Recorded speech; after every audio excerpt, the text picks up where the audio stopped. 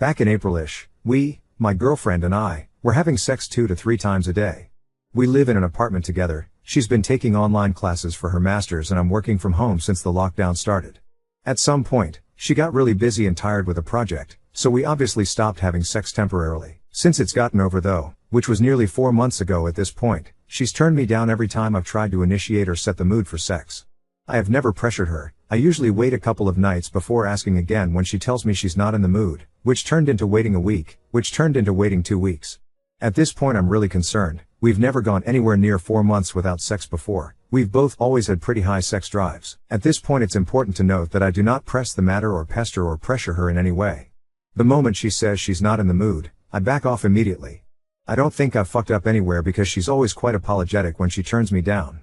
Our relationship is pretty much perfect in every other way too. We cuddle and hug and have game nights and movie nights. It's never felt like we're drifting apart at any point. She hasn't been behaving differently, like she's upset or depressed. We give each other plenty of space too. It's not like we're constantly together. We have our own friend circles and we curl up on our own devices from time to time. I've tried talking to her about it, but she gets really upset and keeps insisting that nothing is wrong. I drop the matter pretty quickly too because I don't want her to feel like I'm pressuring her to have sex. I just want her to let me in and tell me what's wrong. I honestly don't care about the sex, but I know there's something she's not telling me and it's gone on long enough that I'm getting extremely worried about her. I've tried talking to her about it, but she gets really upset and keeps insisting that nothing is wrong. Thanks for the response. I don't want her to feel pressured or accused of anything, but I do want an explanation. Do you have any advice on how I can be sort of firm but also make her feel comfortable at the same time? Thank you so much. I think this is the best advice I've gotten so far. I am going to tell her that I don't mind giving her space and time till she's ready to talk about it, but I am going to ask her to acknowledge that there at least is something she's not telling me, if only for my own reassurance that I'm not going crazy. Other than that, you're right, I haven't done something special for her in a while because we've both been busy. This weekend I'm gonna go big, not a proposal or anything, I know that would be inappropriate, I'm not stupid, just a really big treat for her. Wish me luck. Update 1. There were some mixed responses, with some people suggesting I insist on addressing it with her because she's hiding something, with others recommending I give her time to open up on her own. Ultimately I decided to sort of go for a combo of the two. Friday, when we were both done with work, we sat down and had a discussion. I told her that I could give her the space and time she needed till she was ready to talk to me about it, but I couldn't leave it unaddressed.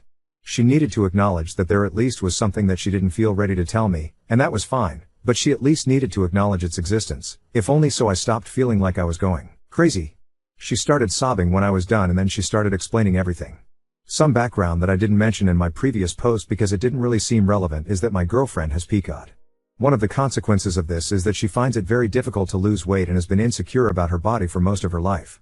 About a year ago, completely of her own choice, I have always told her that she's beautiful to me no matter what her weight. She resolved to start losing weight, both for her health and to feel better about her body. She started going to the gym a couple times a week, and I was supportive and also cut out all my own junk food consumption in solidarity. Since the lockdown started and gyms shut, apparently she started slowly gaining some weight back due to stress eating and lack of exercise.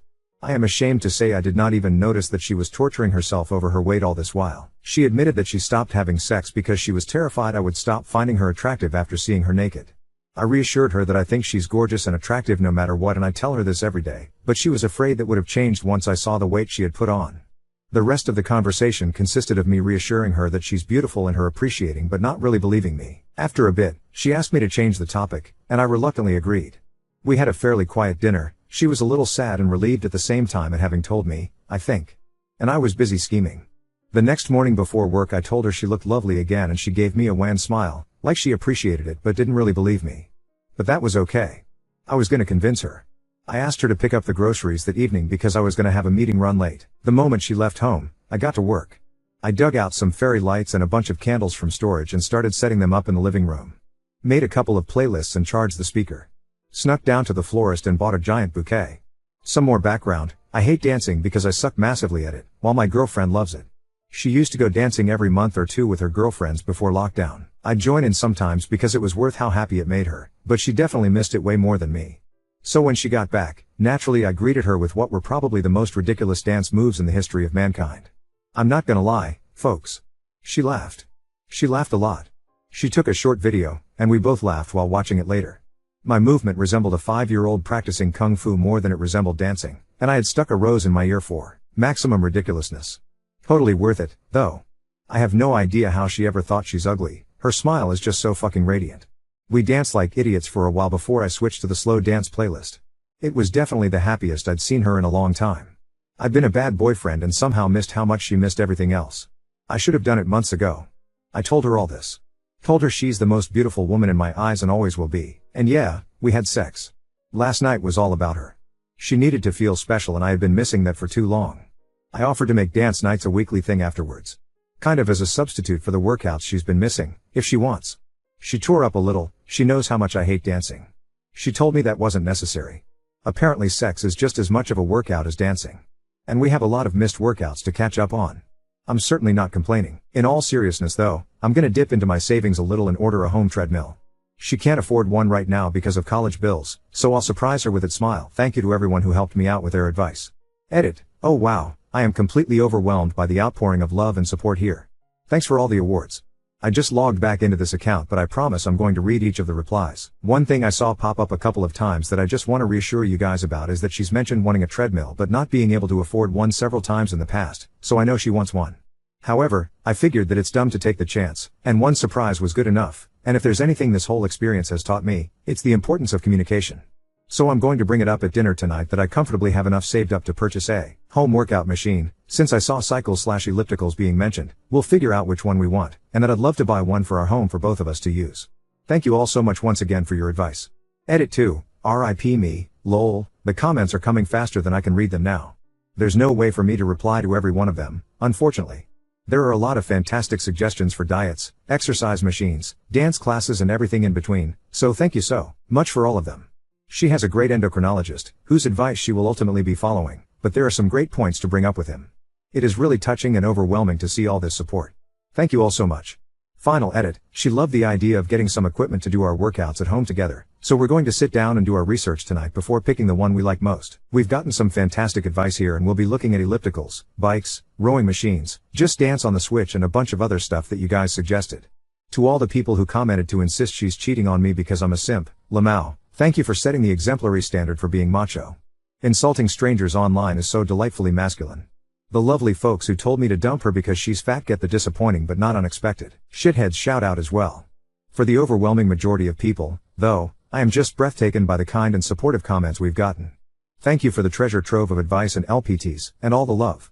Update 2. We got engaged about 3 years ago and adopted a cat, but it went a bit downhill from there because of a bunch of different health issues that hit her consecutively. She's largely recovered from the temporary ones, and the permanent ones are a lot more under control now thanks to regular health checkups and medication. But it was a rocky couple of years, not for our relationship, just for us in general. All the medical issues also meant she hasn't worked since, which isn't an issue financially but for other reasons which I'll come to in a moment. She's doing a lot better mentally now as well, at least relative to last year. She still struggles with self-esteem and feeling like a burden to her loved ones, especially me, especially because of the aforementioned lack of work over the last few years. She's a lot more communicative about these things now though instead of bottling them up, so she's not let our relationship suffer for this. And I like to think that even if her self-esteem hasn't gone up, her way of coping with it is a lot healthier now, and that's an important step in the right direction. She's even been looking to get back to work over the last month or so, despite the challenges of low self-esteem, severe imposter syndrome, and having to explain a years-long absence, and I'm really proud of her for not just giving up after the hand she's been dealt health-wise. I'm doing really well. I switched jobs and fields about a year back and I'm making a lot more money now, and I'm enjoying my work a lot more too. I actually started therapy recently as well, because there were some personal discipline issues I wanted to fix, and I ended up discovering a whole host of other issues I had repressed, and bringing them back out into the open and dealing with them has been simultaneously terrifying and liberating. But it's also made me a much better friend and partner, so looks like I'm gonna have to keep braving them for as long as it takes. As for the biggest one, as is probably obvious from the title, we got married 2 months ago. We would have done it a lot earlier if she hadn't had a bunch of health issues pop up unexpectedly, but with her on the mend, we were finally able to plan and organize the things so everyone we wanted to be there could be there. I honestly sometimes still find it surreal, like WTF I'm a husband? It still feels like I'm dreaming sometimes and I'm still that clueless wide-eyed college kid, but I look at the woman sleeping next to me and I remember all the ways I've changed for the better, all the ways I've grown up because of her influence, and I feel really lucky to have her. And I know that I, and she, still have a lot more growing up to do, but I'm feeling this overwhelming contentedness within because we get to do all that growing up together. I don't know if I'll update this again, maybe if I get reminded of this account sometime in the future, and something major has happened since. Until then, Merry Christmas and Happy Holidays everyone, and I hope the new year is your best year yet. Now on to second story. Was asked to take in my son's best friend from a troubled home, and now I'm torn between responsibility and compassion. I have one son, Henry, aged 12. Henry is best friends with a boy named Archie, aged 14. It has always been clear that Archie comes from a troubled home. From what I can gather, and I do not have the full information, Archie's mum is a drug addict, and Archie has been on the at-risk register for a long while. Honestly, I don't know why it has taken them this long to decide he is being moved into foster care. Last Friday, I received a call from my son's school, saying they couldn't discuss it with me but asked if I would give them consent for my information to be passed on to Archie's social worker. I agreed, and not long after, I had a call from his social worker explaining that a section something or other was being put in place, which meant that Archie was going to be removed from his home and placed into foster care. I was told that the school had recommended me and asked to see if I could take him in, basically.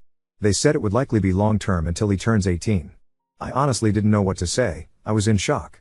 I have been unofficially supporting Archie for a while now. I pick him up from his house and drop him off at school with my son. He spends a lot of weekends at my place. On days where he doesn't come to my place, I make sure to pack him something to eat when I pick him up because he told me that his school lunch is his only meal most days. I buy him soap and deodorant, and I even wash his clothes for him. But supporting however I can and taking him on fully is a big jump. I'm a single dad. I have a decent job, but I'm far from well off. I live in a small 2-bedroom house, meaning Henry and Archie would have to share a room, which they do now when Archie stays, but it's only for short bursts. Plus, there's the responsibility of taking on another human. I was told that they had a lack of foster carers in the local area, so if I didn't agree to take him, it is likely he would have to move counties and schools. I don't want that. I was already having Archie stay with me for the 2-week Christmas holiday, so I asked if I could think about it and give them a firm answer in the new year. They agreed. Archie has not yet been informed about any of this. I've tried to make this a normal Christmas for him, as much as possible. My heart is telling me, of course, you're going to take that little boy in, but my brain is worried about the responsibility and cost of taking on another mouth to feed, another boy to clothe. At the same time, I keep thinking about Archie's situation. He has already had such a rough start in life, and I know he needs stability and care more than anything else. I can't bear the thought of him being uprooted again, losing his school, his friends, and the small semblance of normality he has here. I keep asking myself if I can really give him what he needs, and I don't know if I have all the answers right now.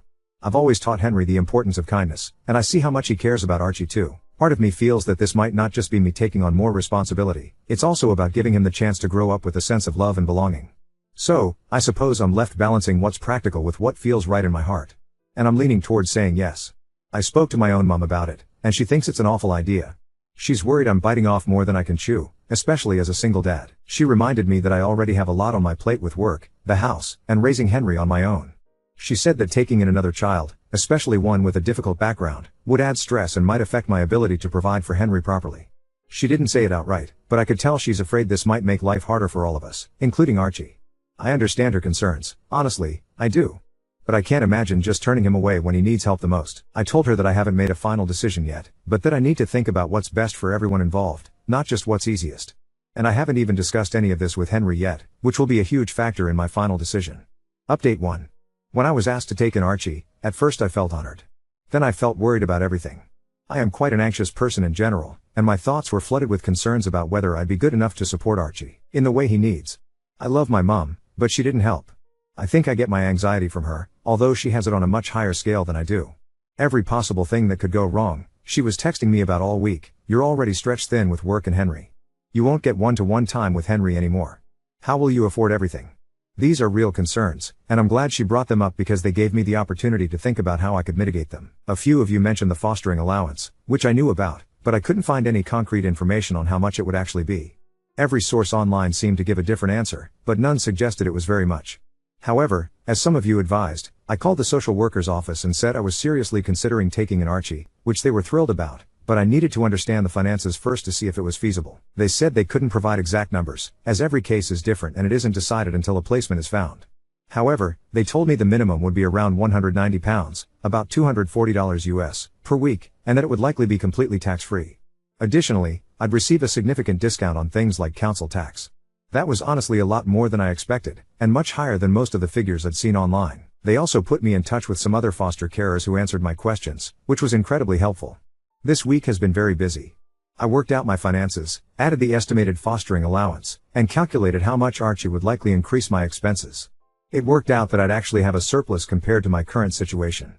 Many of the foster carers I spoke to don't work full-time, using the allowance to supplement their income. I'm not sure if I want to do that, but they mentioned it helps to work part-time since fostering involves a lot of work, meetings, reports, and other responsibilities. On top of that, I'd need to complete training during the first year to become fully qualified. I considered it, and with the additional allowance, I could move to a 0-6 contract, working 3 days per week, while still covering the costs of moving to a 3-bedroom house. While that would leave me with slightly less disposable income, it wouldn't be a significant reduction. I've spoken with my work, and they said they'd support me if I decided to do this, but I haven't made a final decision.